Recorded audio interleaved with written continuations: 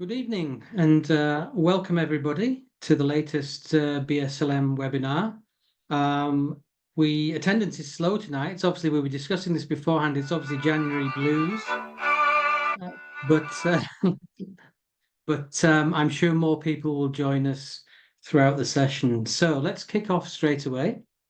We have two fantastic presentations this evening. Incorporating Lifestyle Medicine into Sports Nutrition for Peak Performance by Leila Dehghan, and Mindfulness as a Foundation of Lifestyle Medicine by Vidyamala Burch. Leila is going to kick off with a recorded presentation and then come back to us for the Q&A. Leila is a doctor turned plant-based nutritionist and personal trainer. She received her medical degree from the University of Vienna and completed her internship in the UK. Her personal experiences of overcoming health challenges through diet shifted her professional interest to focus on the power of nutrition, and after transitioning to a whole food plant-based lifestyle herself, she earned a plant-based nutrition certificate at Cornell, part of Cornell University, and obtained a Master's of Science degree in clinical and public health nutrition from UCL. As an amateur martial artist, she takes a keen interest in sports nutrition and has previously contributed to a clinical handbook by authoring the chapter Plant-Based Nutrition for Athletes. And Leila's passion for education led her to found Plant Ed Academy, dedicated to creating courses and educational material that raise awareness about the benefits of plant-based diets, fostering a sustainable and healthier future. So let's take her presentation away. Thank you.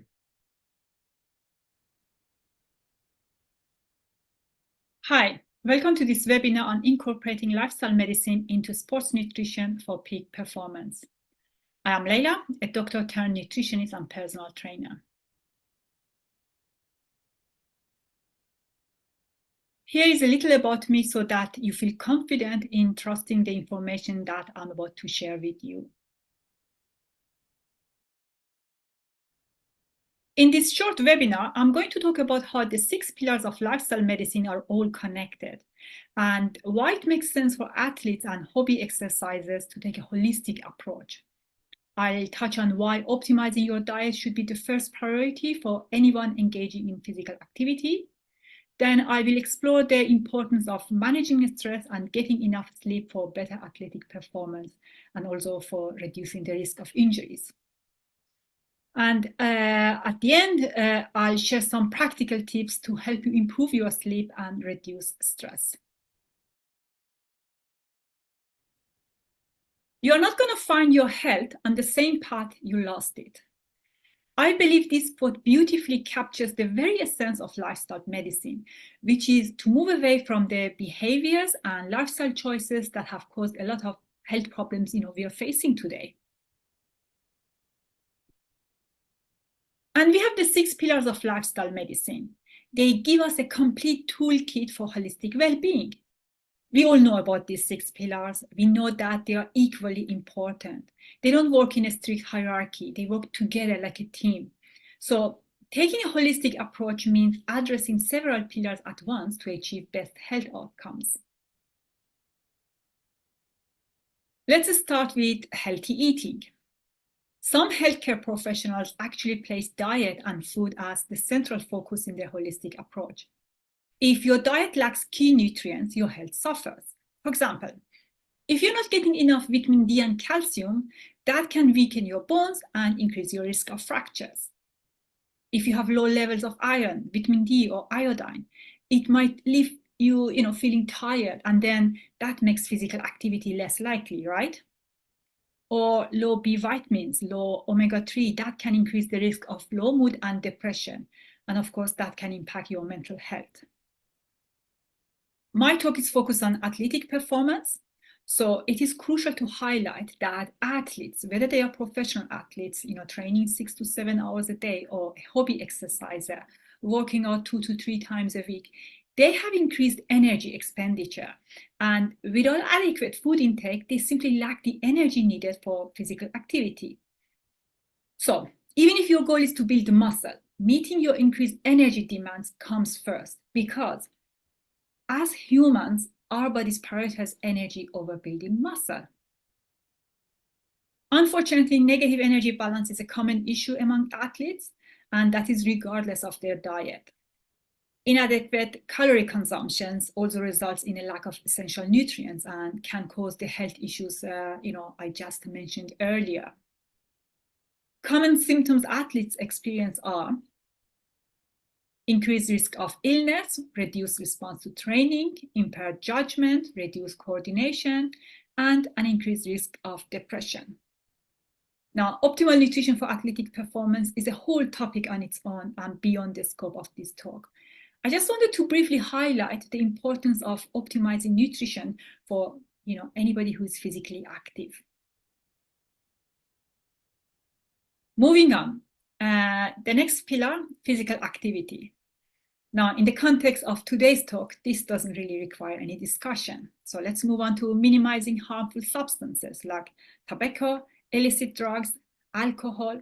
Obviously, the impact of harmful substances varies, and depending on which one you use, they can cause health issues, but they can potentially affect your relationships, your behavior at work, your eating habits.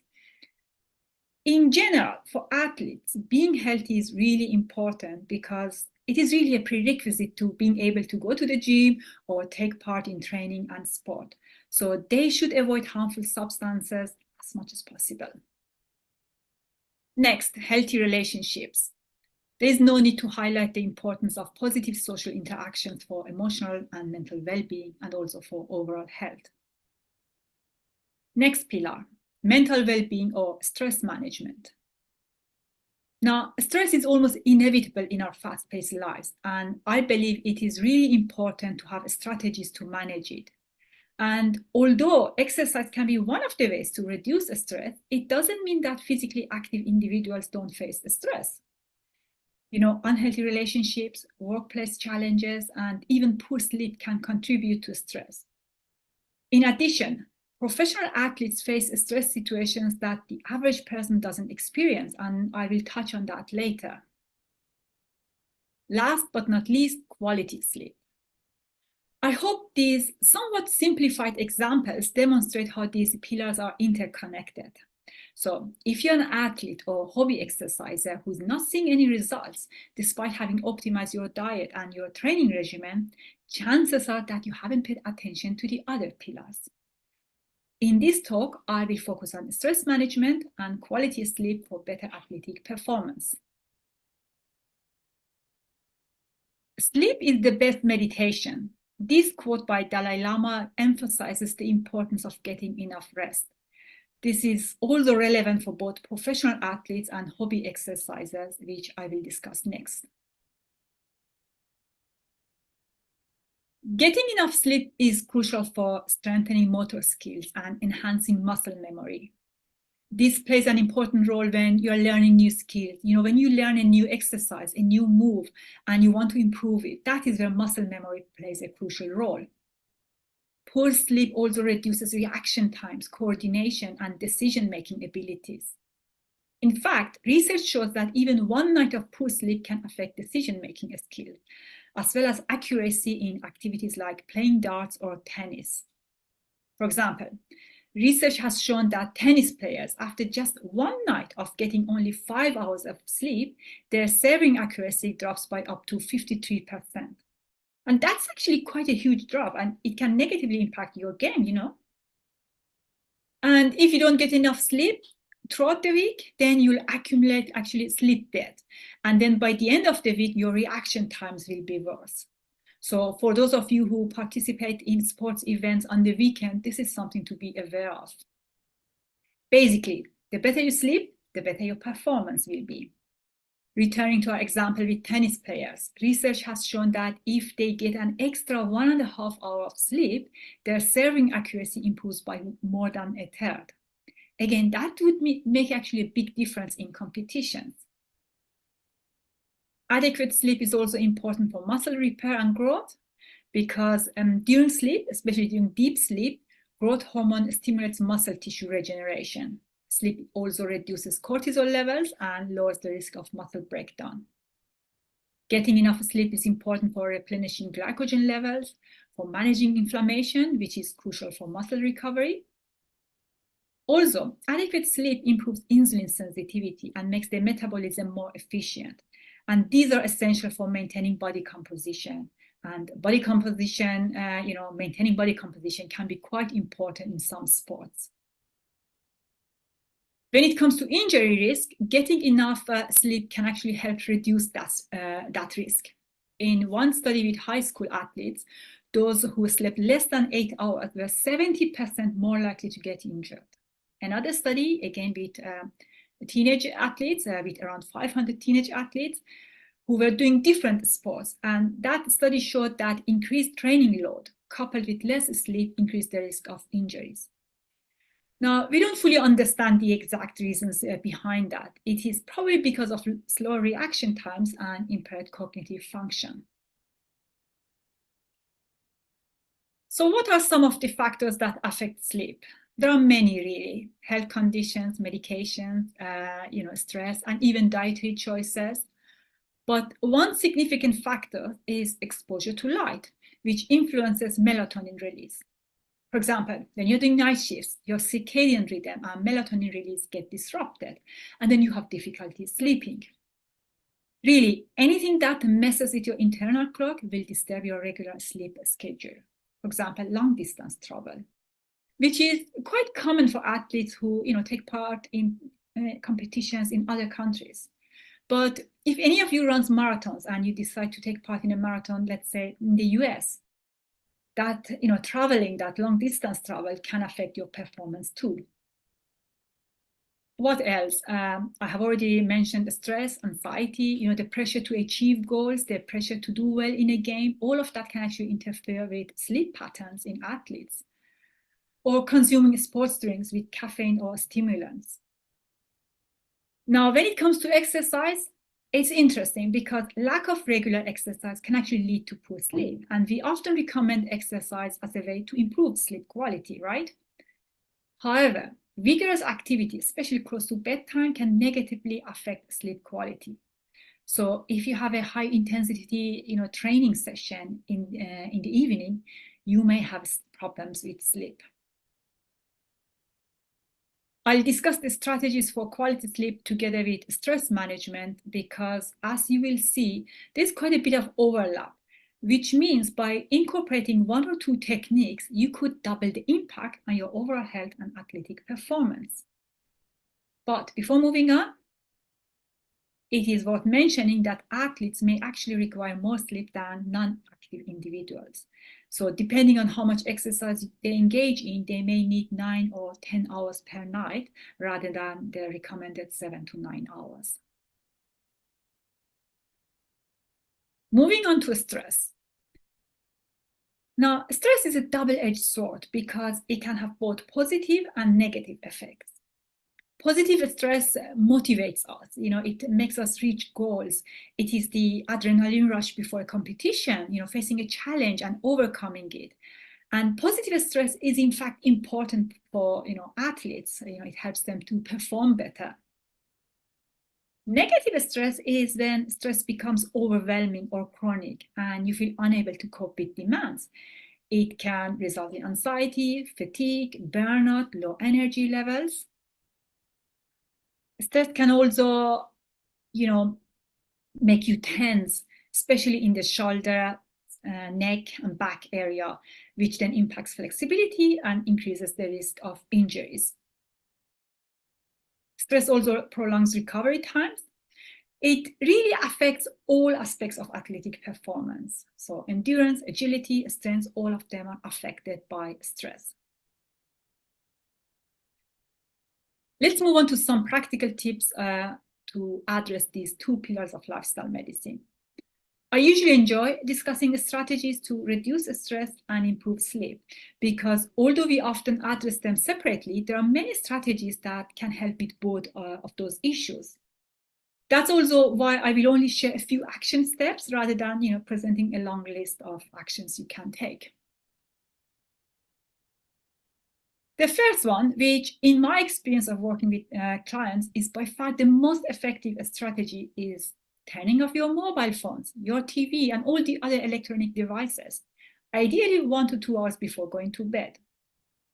The blue light from screens, it disrupts melatonin production, which then makes it challenging to wind down. And what you see and read on social media, the news, that can be quite stimulating, and it keeps your mind active and it prevents you from unwinding. So take a break from electronic devices, which then helps you to disconnect from work and disconnect from anything that could cause anxiety.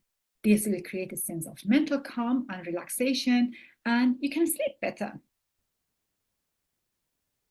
Consider cutting back on caffeine and stimulants, especially in the afternoon and evening. Many elite athletes actually use caffeine before evening games, and then they struggle to sleep post-game. Athletes often rely on caffeine to fight fatigue and boost performance, but too much caffeine can also elevate stress hormones, which then triggers the body's fight or flight response. So reducing caffeine can lead to better sleep and less anxiety. Avoid alcohol and nicotine. Many people turn to alcohol or smoking or even coffee as a way to cope with stress. And some of these may initially feel relaxing, but over time, they actually contribute to stress and disrupt sleep. Short napping, just 10 to 30 minutes, not longer. Taking a break from a busy day provides relaxation and it reduces stress. Additionally, a short nap can boost mood and cognitive performance. Just make sure to take these short naps, in the early afternoon and not too close to bedtime. Last strategy I want to discuss is mindfulness. Now, the goal of mindfulness is really to bring the mind into the body and allow the mind and body kind of to catch up with each other. This helps create a sense of balance and harmony. And it doesn't really matter which technique you use. You can do breathing exercises, meditation, yoga, whatever you prefer and like. All of these help to improve sleep and reduce anxiety. Now, based on what I have seen in my clients, just a simple practice of switching off electronic devices and dedicating 5 to 10 minutes to a mindfulness technique can have significant benefits. So it's not always about the duration. Just create a routine. Make sure your sleep environment is comfortable. Make sure it is cool, dark, quiet. A routine like that can be quite meditative. And it is a simple technique you can incorporate into your evening, and it can help you to sleep better. So these are the references that I have used for this short webinar. Thank you. I will stop sharing my screen and then we can start with the questions.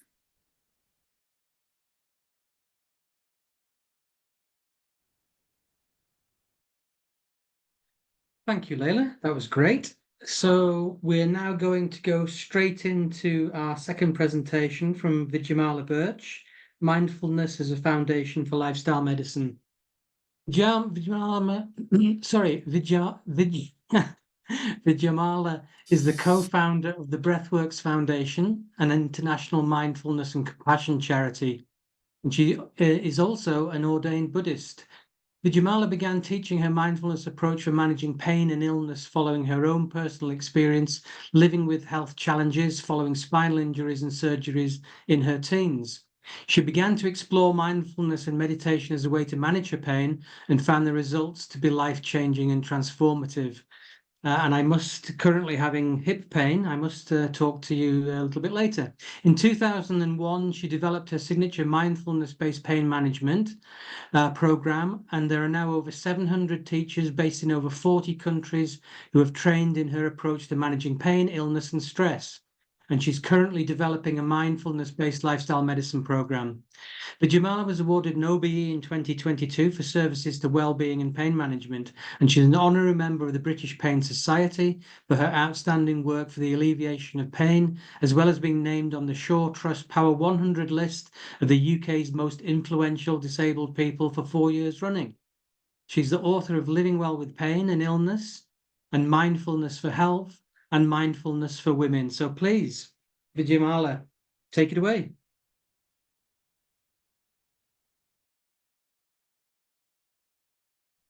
So you need to stop sharing your slide, the host person. in order for me to share my slides? Great, thank you very much.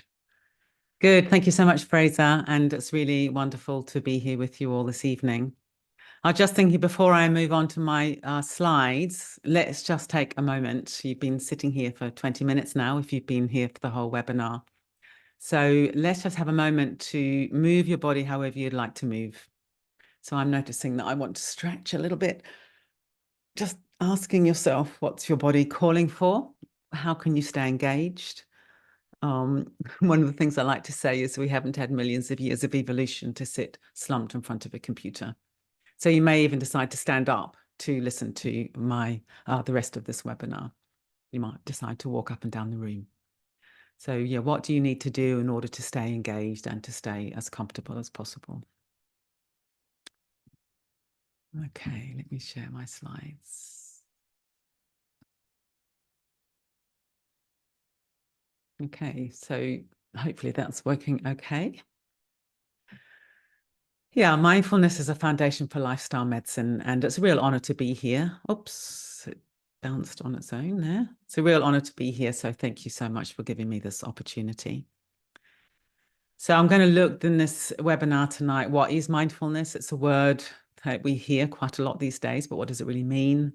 How does it help? Look at our attention systems and perception. How to apply mindfulness to lifestyle medicine. I'm going to lead a short practice so you have an experience of it, and then some suggestions about how to train if you're interested. In fact, let's just do a little wee practice right now before we move on. So I'll move into my talk on the basis of you having had a little experience. So the first thing to do is to choose a comfortable position. So you might be standing, you might be sitting. It's completely up to you. And have a sense of allowing your awareness to drop down into your body. Maybe I'll just stop sharing for a minute. Yeah.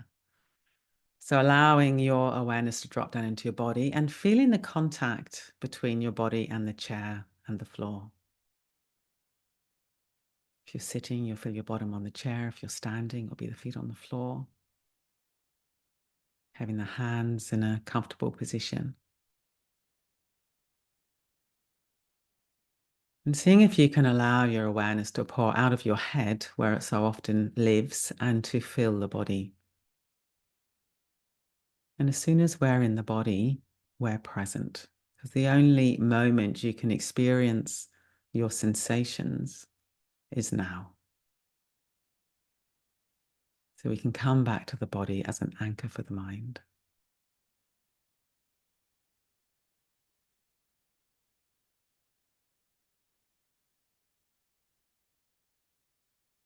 Being aware of breathing in the body.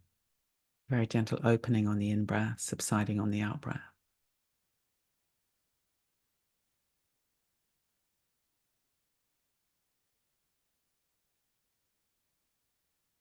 Good. So we'll leave that there. That's just a tiny little taste, and we'll do another practice at the end. Hopefully we'll have time. But see if you can bring this quality of awareness with you as you listen to the rest of this talk. So you're listening to what I'm saying, but you're also resting in your body. Sometimes people talk about the 50-50 principle. So 50% of your attention is going out, and then 50% of your attention is with your own experience. And having this quality of resting into the body and letting the body rest into the chair and the floor. Good. Okay. So what is mindfulness, this word? This is a definition that's quite a traditional definition from Professor John Kabat-Zinn, who's the person who first brought mindfulness into Western healthcare back in the 70s. And he says it's a particular way of paying attention on purpose, in the present moment, and non-judgmentally. So it's got these three qualities of intention. You know, why do you want to be aware? Why do you want to be present? Attention, which is in the present moment, and then the attitude, which is non-judgmentally. And what that means is letting go of the harsh value judgments that we so often quickly impose upon ourselves or impose upon others. So on purpose, in the present moment, and non-judgmentally, a particular way of paying attention. This is a definition that is in my first book, Living Wealth, Pain and Illness. This is more of a kind of functional definition. Live in the moment, notice what is happening, and make choices in how you respond to your experience rather than being driven by habitual reactions. And this is a very practical definition. So it's all about making choices. And we can only make choices if we know what our experience is. So live in the moment, notice what is happening, and make choices in how you respond to your experience rather than being driven by habitual reactions. And mindfulness implicitly includes compassion. So it's not a sort of cool, aloof, clinical awareness, but it's a very warm, emotionally engaged awareness. And I've got this beautiful image of the eagle, because a traditional image of mindfulness and compassion is that they're the two wings of a bird. And of course, the bird can only fly if both of those wings are poised and balanced. So we've got awareness, attention, and we've got love and compassion as the two sort of different dimensions of the same experience. So what's happening when we learn to be more mindful is that we can disengage the autopilot. So most of us, we go through life on autopilot. We're just deeply habitual beings. We don't really know what's happening. We're just doing the next thing. We've got habitual ways of thinking, habitual ways of responding to things. But if we become aware, we can disengage that habit-based behavior by becoming more aware of what we're actually thinking right now, non-judgmentally, of course. What am I feeling right now? And how's my body right now? And out of that comes choice. Yeah, so for example, at the beginning of this talk, I thought, oh, let's just move a little bit, because I was thinking I'm getting a bit stiff here. It would be nice to move. Oh, it would be nice to get everyone else to move. So that was an example where I noticed what was happening, and then I made a choice, which was, let's have a little bit of movement. And I'm guessing that was probably quite welcome for everybody.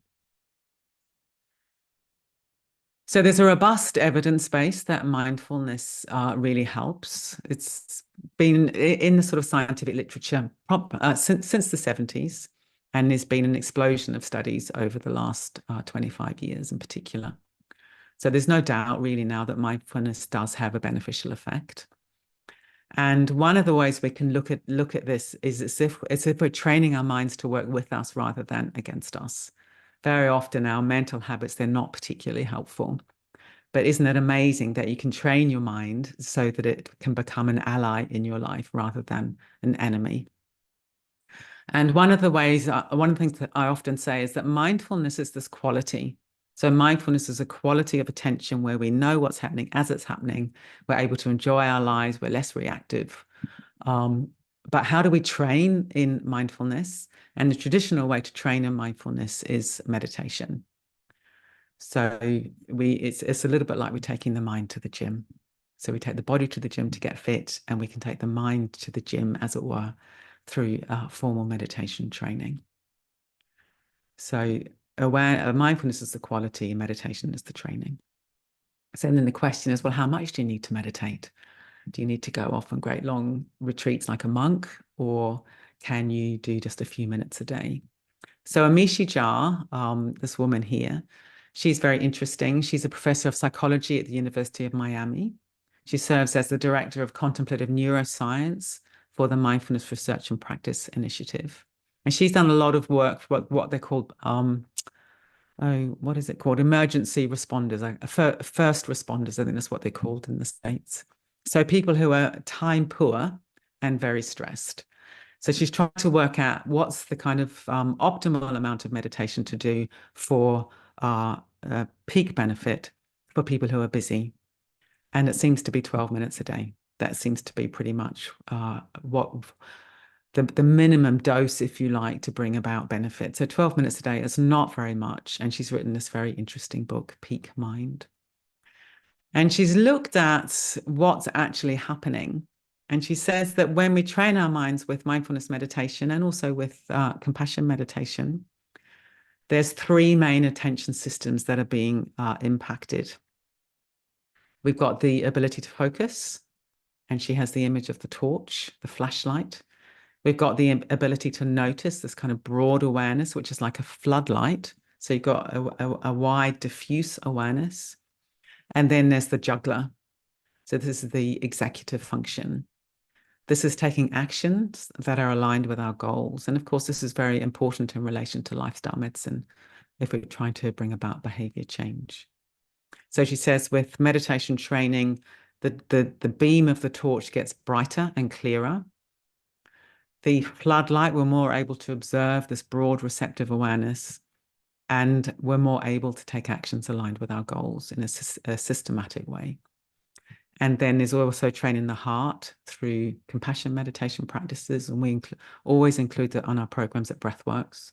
And this is building emotional positivity, resilience, and compassion. Another thing that's happening when we meditate is and cultivate mindfulness is we can begin to see more directly or perceive more directly the nature of experience. And we experience directly how the nature of experience is fluid. Everything's changing all the time. But what we tend to do as humans is we rigidify, and then we react to this more sort of rigid, tight experience. But we can learn to rest in a much more fluid and open way of being. So I love this image where you've got water in one form on the left, which is the icicles, and then melted ice, fluid water on the right, exactly the same stuff. Nothing's changed other than the form of those water molecules. So I often think it's a bit like we're metaphorically melting the icicles of our rigid, tight experience, and we're learning to be much more fluid and open and receptive and creative. When we become more mindful, we also feel directly or perceive directly how life is ever only happening one moment at a time. And a lot of our sort of torment is all about the future. We're worrying about the future. We're stuck in the past. But the only time we can experience ourselves is now. Otherwise, it's just ideas and memory. And if you're living with pain or difficulty or illness, then really feeling very directly, it's only happening now in this moment, and it's never exactly the same one moment to the next. That can be profoundly liberating, rather than getting caught up in the story of the endless future moments of pain or the life that we've lost in the past. Just be present, breathe in and out, and let experience flow through the moment. So what happens here is we're letting go of resisting experience. And we've got an image here of a fist and an open hand. So metaphorically, we're learning to live with an open hand. So rather than resisting experience and fighting experience, or pushing away things we don't like and grabbing hold of things that we do like, we're much more able to allow experience in, savor it, and then allow it to flow through the moments. So I love this metaphor of living with an open hand. And of course, an open hand is a symbol of generosity as well. We become more generous towards ourselves and more generous towards others. And another thing that we can do with mindfulness is we can learn to befriend gravity. I really, really love this. So gravity, as we know, is always drawing us close to the earth. And when we're stressed, when we're struggling, when we're fighting our experience, very often we end up kind of trying to lift away from our experience, and we end up fighting gravity. And that's very, very tiring, because gravity's pulling us down and we're trying to fight against it. So learning how to rest into gravity, I find very, very beautiful. So right now you could have a sense, again, of just yielding your body up to the floor, yielding your weight up to the chair, or if you're standing, your feet into the floor, and resting while you're listening to this webinar, rather than lifting up. And what a lot of us do when we're watching webinars and things like that is we lean into the screen. And as soon as you lean into the screen, you're resisting gravity, there's tension in the body. So what's it like just to rest back and to receive the information rather than going out and seeking it, as it were? So how to apply this quality of mindfulness to lifestyle medicine. Here's a paper that looks at that precise thing. Mindfulness training enhances self-regulation and facilitates health behavior change for primary care patients, a randomized controlled trial. So very interesting, isn't it, that The training enhances self-regulation and facilitates health behavior change. And this is exactly what we see in our courses at Breathworks. So at the moment, I'm developing this program, mindfulness-based lifestyle medicine. And it's mainly aimed at people who live with chronic pain and long-term health conditions. But of course, as we develop the program, I'm sure we're going to discover it will be good for everybody in a preventative way, as well as helping people who have already got into trouble, as it were. And we're using this acronym HEALS: healthy nutrition, engaging with movement, awareness, love for self, others, the world, and nature, and sleep. And you'll notice we've got awareness in a different color there. So we're seeing awareness as the central pillar. And the principle here is that I believe it's only possible to really make lasting and significant positive change if we're aware.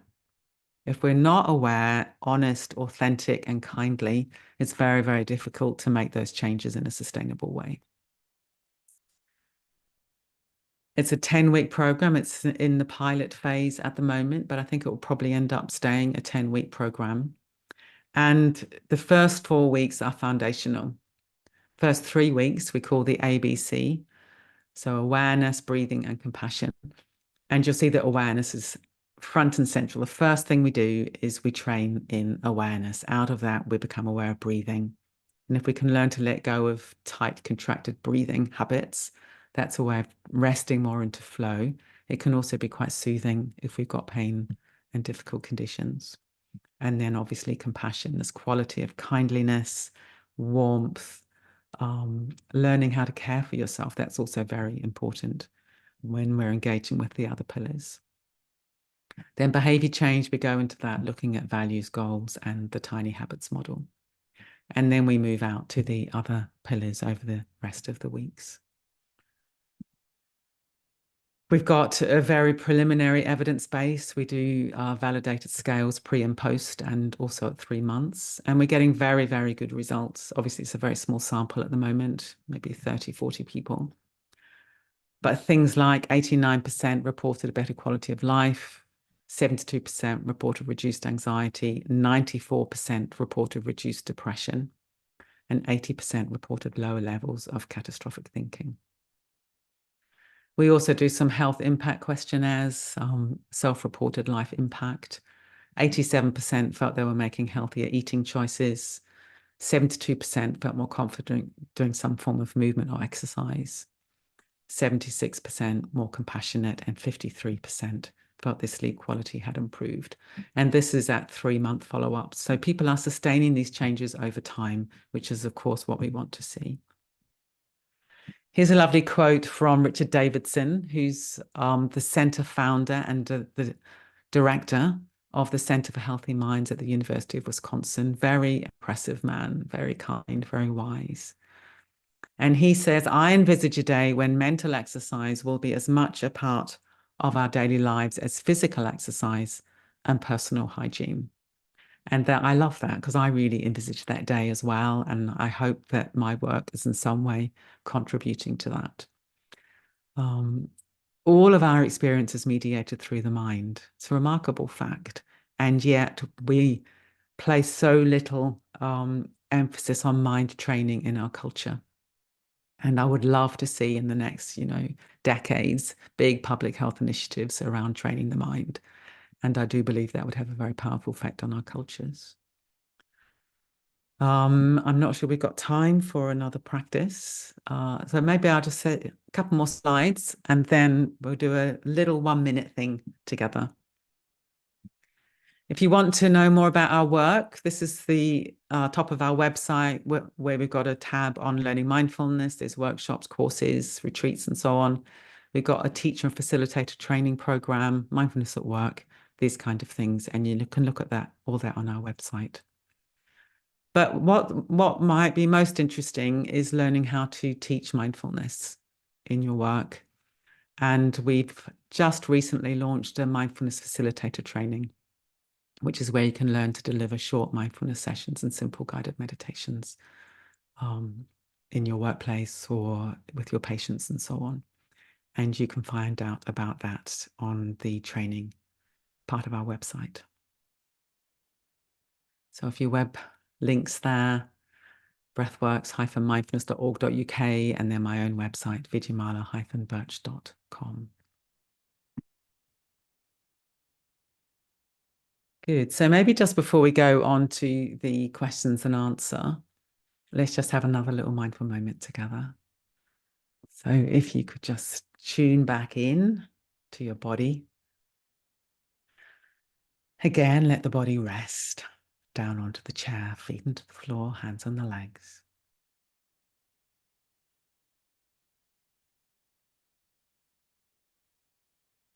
If you want, you could take a deeper breath in.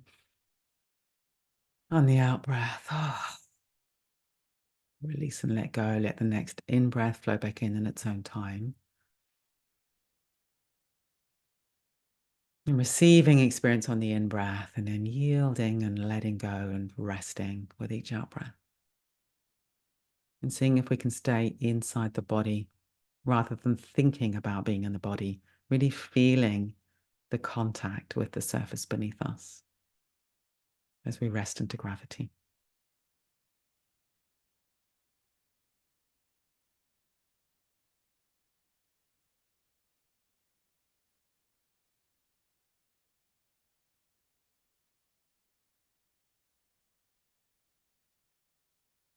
Good. Okay, so again, if you want to move, then do so. I always like to have a stretch.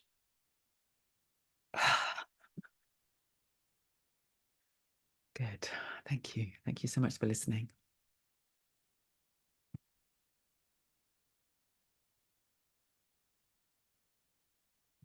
Thank you very much, and thank you, Leila, for joining us again. So I would ask everybody watching at home and or from work, wherever you are, please do feel free to continue to ask questions. So I have one or two questions here. We've time for a couple, certainly. Leila, thank you very much for your presentation.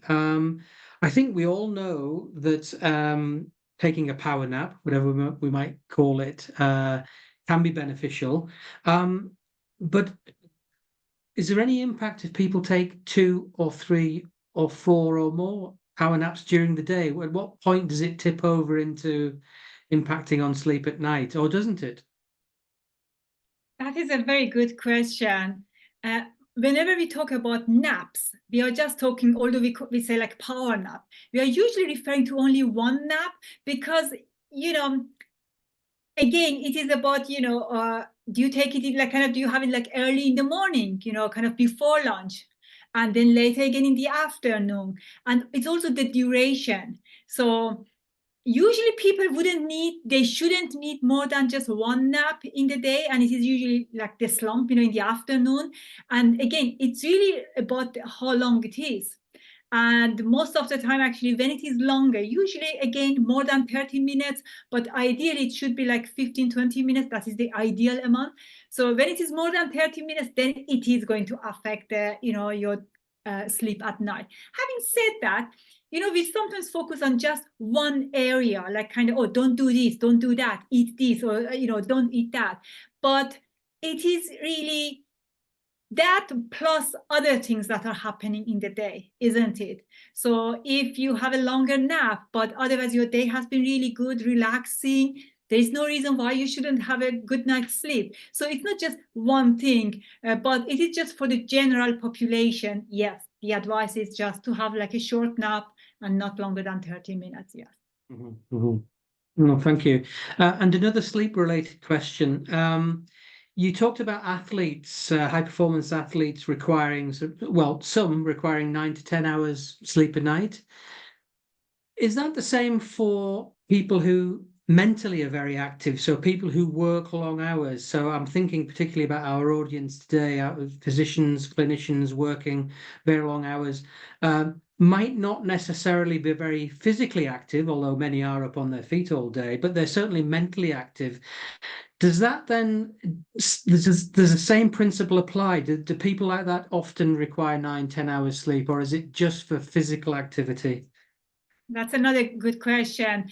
I haven't come across any research on actually, mentally active people. It is what I actually mentioned in the talk was just physically active people. And I think, Vidyamala is going to talk about it, will be probably better to ask. I think it's more people who are mentally active, they probably do better with a mindfulness technique, to wind down. So they probably need more of that. The physically active people, they need really like kind of resting, complete rest of the body. Mm-hmm. Excellent, thank you. I'll come back to that question for you, Vidyamala. But to start with, how much skepticism or even cynicism have you faced in your career in trying to introduce mindfulness to physicians and clinicians within the NHS? A certain amount, of course. But I think what's happened over the last, well, I've been doing this now since 2000. And in 2000, most people hadn't really heard of mindfulness. And if they had heard of it, they associated it more with religion, say. So then in a more clinical situation, that can be more demanding. But over the last, since 2000, there's been this explosion of interest and awareness of mindfulness, and the evidence base is irrefutable. And if we present it to clinicians in the NHS and so on from that more sort of clinical point of view with the evidence base, and as I was saying, it's training the mind. Like, that's kind of a no-brainer, I think. If we all know what it's like to have minds that are not our best friends. I'm sure we all know what that feels like. And to train your mind so that it's more, it's going to make your life easier, more enjoyable, have less pain and so on, then that's not a difficult thing to explain. But at Breathworks, we definitely come at it with an evidence base. We come at it in a secular way. And there's also a lot of receptivity to it. Mm-hmm. Thank you. Where does is there a blurring, or rather, no, let me rephrase this. Where does mindfulness become other interventions like CBT? Is there an overlap between the two? And do you teach CBT as part of your course? I'm kind of interested because CBT is fundamentally different from meditation, but actually seeks to achieve a similar thing. So is there a blurring or an overlap? It's interesting. There's a guy called Professor Mark Williams, who's a remarkable man, was a professor at Oxford. And he developed, along with some colleagues, a program called Mindfulness-Based Cognitive Therapy. So he had CBT, and he was a CBT researcher. And what they were finding is for some people, particularly with people with recurrent depression, CBT wasn't quite working. And because they were top sort of intelligent researchers, they asked the question, well, what else could we do? And they come across mindfulness. So then they went off and developed a whole program called Mindfulness-Based Cognitive Therapy, which has proven to be pretty effective as antidepressants for people with recurrent depression. And the crucial difference is with CBT, you're changing your thoughts. So you think, I've got a negative thought, let me substitute it with a positive thought. I mean, I'm putting this very, very simply. With mindfulness-based cognitive therapy, rather than engaging with the content of your thought in that way, you do something called, it's sometimes called cognitive diffusion, sometimes called decentering, sometimes called meta-awareness, where you step out of being so hooked into your thinking at all. So it's more like you step into awareness, and then you just let your thoughts come and go like clouds passing across the sky. So you're not so much trying to change your thoughts, but you're changing your perspective on your thoughts. So that's the main difference between CBT and MBCT. Mm-hmm. And ours is a mindfulness-based program. So we're also teaching people how to let go of being so sort of tangled up with their thoughts, to broaden perspective and rest back in awareness. So you rest in awareness, and then you just let your thoughts come and go. And the meditation practice for that is called the breathing anchor. So you're keep bringing your awareness to the sensations of breathing in the body. So rather than being so caught up with thinking, you're giving your awareness somewhere else to go, which is sensations in the body. And that really, really works for people. Okay, thank you. And then I'm not entirely sure whether you can answer this question in a couple of minutes, but I'll ask it anyway. And it might seem a little bit self-serving because I am currently living with hip pain. So I want to ask you a question about that. You talked about the closed fist and the open hand and embracing experience. And I wonder how does one go about embracing something like pain when you are living with pain? Yeah, so I'm really glad you've asked that, because that's sort of sloppy language on my part, because obviously who wants to embrace pain? That's not really what we're teaching. But the model that we use with pain and with mindfulness is you have your awareness. So for example, you could bring your awareness right now into your body, come into your hip pain. You've got this idea, I've got this hip pain, and it's based on an experience. So you come in and you think, okay, so what is actually going on with my hip? What are the sensations? And what we do is we get people to open to their experience. And then what we usually find is you can divide that into two components of what we call primary and secondary suffering. So the primary suffering is the actual unpleasant sensations in your hip. So what would that be right now? What would be the unpleasant sensations in your hip if you were to describe them? Stinging pain. Okay, a stinging pain. I've actually got pain in my hip right now as well, so you've got my sympathy. So you got the stinging pain. Now, what we normally do, and I'm not suggesting you're doing that, is we automatically resist. It's like, I don't want the stinging pain. And so straight away you go, I don't want it. And then you might have some thoughts like, I really don't like this. I hate it. What is it? Or it might be, fear-based. Oh my God, what is it? Is it really serious? Am I going to need to have a hip replacement? There might be breath holding. So you've got the pain in your hips, you go, don't want it. Straight away, you hold your breath. So then you've got stinging pain plus resistance plus breath holding, which will make your pain worse. You might have emotions, sort of fear, anxiety, these kind of things. So what we do is we teach people to become aware of all that and to soften around all what we call the secondary suffering, breath holding, the tension, the thoughts, and come back and think it's stinging pain in my hip. It's changing moment by moment. Get curious. Is it exactly the same? No, it's kind of, oh, it's not so bad right now. Oh, here it comes again. Not in a sense of over-focusing. I don't mean that. But we're learning how to unwind what we call these secondary layers of suffering. Because, of course, a lot of people with pain, they just go through life like this, don't they? Sort of braced, tense, tight, breath holding, not on the body, loads and loads and loads of thinking.